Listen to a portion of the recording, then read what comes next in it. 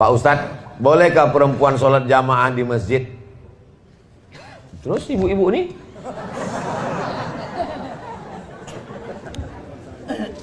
kalau begitu berdosa lah semua uci-uci ini. Panjang umur, sehat badan, kita sampai ke Masjid Nabawi. Amin.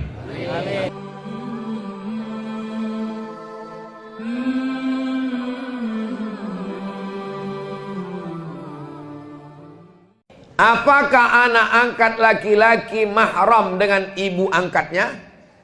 Saya tak punya anak perempuan. Kalau saya pingin anak perempuan, anak angkat, gimana caranya? Saya cari keponakan saya. Saya punya adik laki-laki Jamal. Anak Jamal ini ada perempuan. Maka anak adik saya inilah yang saya angkat. Supaya apa? Supaya kalau dia gadis, dia mahram dengan saya. Kalau saya ingin anak angkat laki-laki, maka saya cari keponakan istri saya. Supaya kalau dia nanti lajang, dia mahram dengan istri. Jangan dicari anak yang orang lain. Berapa banyak anak angkat berubah jadi bini angkat. Udah macam anakku, udah macam adikku, udah macam anakku, udah macam ayahku, udah macam mamaku. Berawal dari macam, berakhir dengan macam-macam. Waspadalah.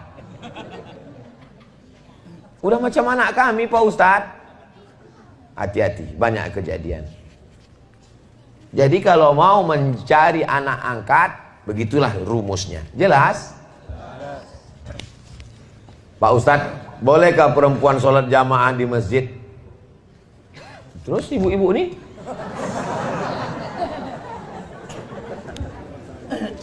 kalau begitu berdosa lah semua uci-uci ini. Panjang umur, sehat badan, kita sampai ke Masjid Nabawi. Amin. Sampai di Masjid Nabawi, ini arah kiblat. Pintu sebelah kiri itu ada 3. Pintu yang pertama Babul Baqi. Kenapa disebut Babul Baqi? Karena pintu itu mengarah ke pemakaman Baqi.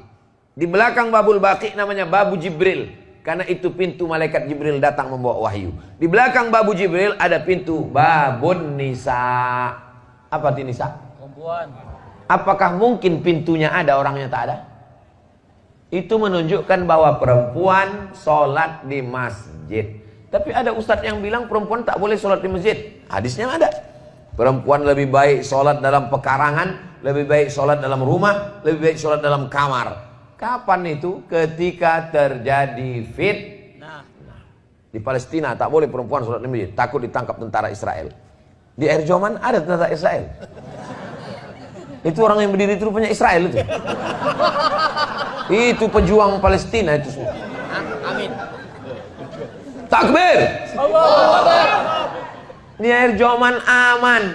Tapi kalau ke masjid tetap menjaga adab-adab. Jangan ke masjid pakai celana legging. Telekung diletakkan di tengkuk. Pakai legging. Banyak atuk-atuk masuk parit gara-gara itu. Jangan pakai minyak wangi yang terlalu menyengat. Dipakainya di pintu tuh, hilang ayat imam depan. Wala ana abidum ma'abattum wala antu. Hilang simpang lakum dinukum waliyadin, saking harumnya. Tapi jangan pula sampai bau petai jengkol ketiak gara-gara sekedar menghilangkan bau saja. Karena kita ini kan angkat takbiratul ihram, kita tahan kawan pingsan. Jangan di masjid. Ada kawan saya, ustadz di Riau, pulang dari masjid. Langsung saya diteleponnya. Mat, kata dia. Iya bang, patutlah perempuan itu tak boleh ke masjid. Kenapa? Aku tadi hampir pingsan di masjid. Kenapa gitu bang? Aku masuk ke masjid, tirai itu tinggi. Tiba-tiba aku masuk, terdengarku suara kiki. Kalau di masjid janganlah ketawa cekikikan. Kalaupun lucu kali ketawa, tapi jangan bersuara.